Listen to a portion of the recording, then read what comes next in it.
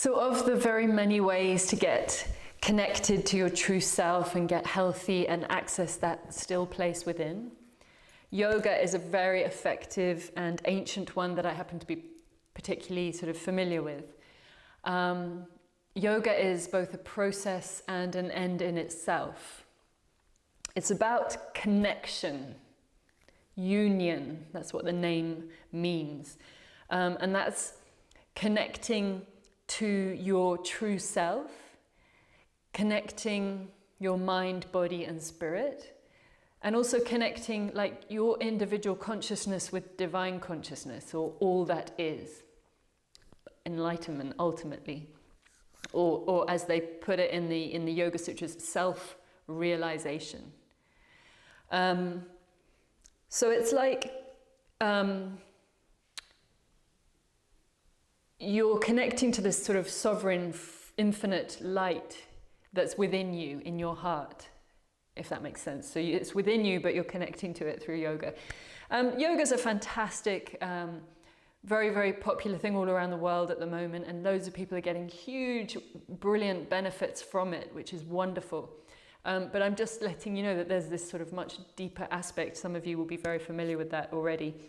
And everything has a meaning in yoga. Like, even you might have seen, if you bring the thumb and forefinger together to sit, even that has a meaning, which is what I've just talking about. So the thumb represents all that is, or divine consciousness. And this finger, index finger, represents yourself. So every time you do that, you're basically saying, you know, I'm connecting with divine consciousness as you sit there, or with the infinite, with the energy of the universe, whatever it is for you.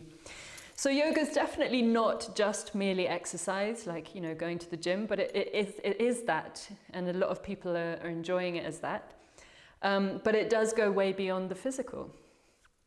I think I mentioned at one point that I always remember my first class I went to in 1997 because of how I felt at the end of the class, like I was floating on clouds and amazing. And so I realized it was deeper than physical, and that's what got me into it and wanting to study a bit of the philosophy as well. It's a vast subject. You could spend your whole life learning it and not know everything about yoga, which makes it interesting to me. It is not a religion. It's non-denominational. It's open to everyone. That's very important to stress. And it's very accessible to all. Having said that, you know, I'll just repeat what I said at the beginning, that for it to be true yoga, you would kind of dedicate it up to something bigger than yourself, spirit, light, energy, whatever, and just practice from the heart. Ultimately, it's about self-realization, but you can certainly have a lot of fun and get really fit along the way, which is brilliant. So yoga is an ancient system of health and self-empowerment and development. The first reference to it is, I believe, in Patanjali's Yoga Sutras, which are from about 2,500 years ago, but it's much older than them. He's just referring to it. It's from the Vedic tradition, the oldest one in India. Some people think its origins are even way back before that. I've even heard someone say it's from shamanism. Who knows? I'm just, that's a possibility, but I'll stick with the facts as well so we can get a sense of what it really is. Its benefits are being enjoyed by millions globally today. It caters for everyone. That is a really fascinating part of it, because there are so many different kinds of yoga in terms of the physical practice. And so each individual can find a yoga that suits them perfectly. That's the beauty of it. So if you want like a really full-on, sweaty, dynamic practice, then for example, Ashtanga yoga was how they trained the Indian army. It's very, you know, active and dynamic. And on the other side of the spectrum, you've got restorative yoga, where you basically lie down on bolsters and blankets, and you're supported and you stay in the poses for like 5 minutes, and it's so deeply restoring and relaxing for the whole system. So you've got those two extremes, and then lots more in between, like yin yoga, which sort of goes, you hold poses and it goes into your inner body, your ligaments, fascia, tendons.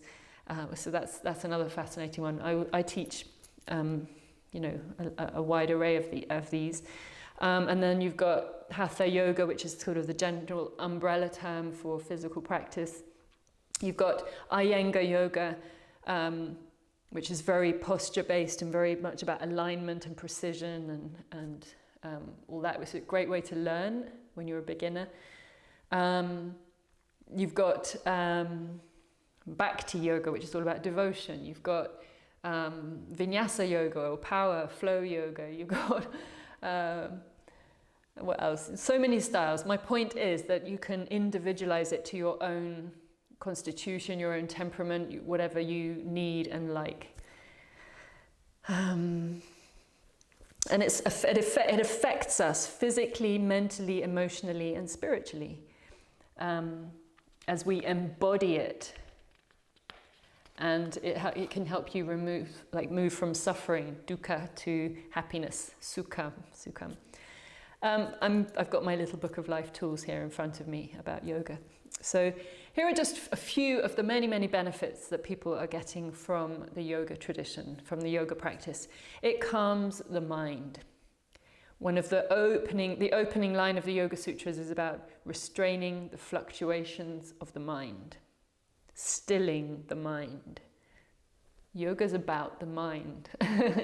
Practice yoga and you will heal the mind, is what TKV Desikachar said. It calms the nervous system, which is obviously very, very useful. Improves balance, flexibility, strength. Oxygenates the whole body, because pranayama, breathing exercises, are a fundamental part of it. Lowers blood pressure and cholesterol. Improves lung capacity. Tones the body. Helps but the mind-body-spirit connection and our connection with all that is, unity, consciousness, that kind of thing. That's just some of them. But it's really crucial to find a practice that suits you, one that you find expansive and joyful, one that is within your capacity and appropriate for your needs. And that can change over your lifetime. It can change day to day, actually. Krishnamacharya, who's worth mentioning here, he was the great yogi of India, Krishnamacharya. And in some ways, I think it's fair to say that yoga wouldn't really have come to the West in the way it has without him, because Krishnamacharya taught his nephew, BKS Iyengar, who created Iyengar Yoga, one of the most popular forms in the whole world. He also taught Pattabhi Jois, who created Ashtanga Yoga, one of the most popular forms in the world. He also taught his own son, TKV Desikachar, healing yoga, or Vini Yoga, adapting to the individual for their needs. And incidentally, I've trained a little bit with TKV Desikachar, his son, and with Kaustup Desikachar, his grandson, and with Pattabhi Jois. And he had such a major influence and impact on the yoga world. I'm tempted to go off on a deviation into his life here, but just to summarize, he was a very, very learned man. He spoke many languages. He was a Sanskrit scholar and all of that. And he walked from India into Tibet and to Lake Manasarovar near Mount Kailash. And he met his master there and he trained with him, Rama Mohana, for 8 years. And then it's that was passed down into the world and down to us. And Krishnamacharya was basically allegedly never ill. And once, when he was 62, not to show off, but just to show his mind-body power, control, in front of scientists, he essentially just stopped his heart. He died voluntarily. And they were really worried. They're like, oh my God, 2 minutes have gone by, his heart stopped. And then he just sort of opens his eyes, smiles like, we've learned some techniques. And then when he was 92, someone commented like, how come you only practice, breathing exercises and mantras now? And so just to prove that he could still do all the yoga practice, he went through all of the asanas, the postures, just to show that he could at 92. So he's a pretty fascinating character. You can look into him more if you're interested. Another crucial thing about yoga is that it's super self-empowering. If you go for a massage or you have surgery, you are passive. Stuff's being done to you to make you better. Whereas with yoga, you take total responsibility for your own well-being. You actively participate, which can help, it can help confidence and self-esteem amongst other things, as well as all the benefits of yoga. And our bodies are like vessels for our life force, for our spirit, and it caters for both really well. So, I said that the umbrella term for physical yoga is Hatha Yoga, Ha-Ta. Roughly speaking, the translation is like Ha is sun and Ta is moon. And in yoga, you can balance the two beautifully, particularly in yin-yang yoga, which I love teaching for that very reason, that you can balance the more masculine, active, solar elements of yourself and of life with the more feminine, passive, lunar, gentle, nurturing elements, and bring them together. Also, again, I said everything's relevant in yoga. When you do this very simple, very universal gesture of bringing your palms together, which is called Anjali Mudra, you're bringing the sun and the moon together. They represent, the two. You bring them together, so it's like balance. And it's also like Namaste, the light within me honors the light within you. So, very importantly, the physical practice, which are known as the asanas, are only 1/8 of the yoga circle, which are laid out in Patanjali's Yoga Sutras. So to give you a very, very quick overview of what the others are, there's the outer observances or yamas, that's one of them, and it involves things like non-violence, ahimsa, which is non-violence, not harming yourself or others. Satya, truthfulness to self and others. Asteya, not stealing or being generous with your energy. Brahmacharya, which is containment of your energy, and it sort of implies sexual energy as well. Just containing it, not abstinence necessarily. Aparigraha, which is non-possessiveness or sharing, generosity. And then there's the niyamas, which are more inner observances. This is the second of the 8 things in yoga, the 8 limbs of yoga. And this includes saucha, which is like purity of body, mind, and spirit. Santosha, contentment with what is, what you have. Tapas, which is like spiritual discipline, like fiery discipline, practice.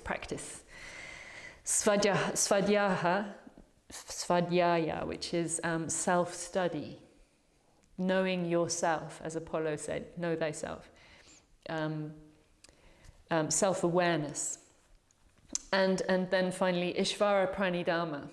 Ishvara is like that infinite consciousness, divine light that I mentioned at the beginning.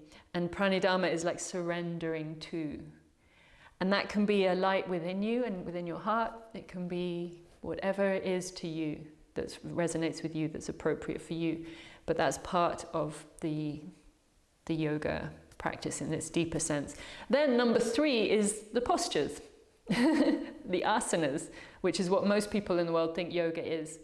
And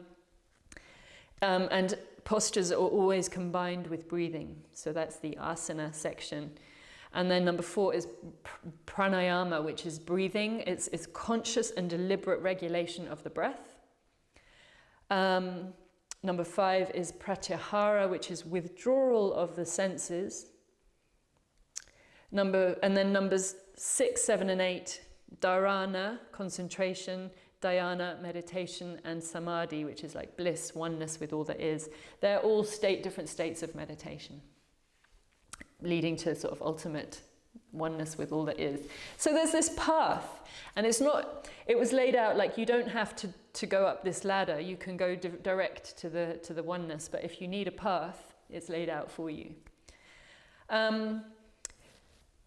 I don't want to go too deep into any of it, but just again to give you an idea, the yoga tradition thinks in terms of having lots of energy channels running through you.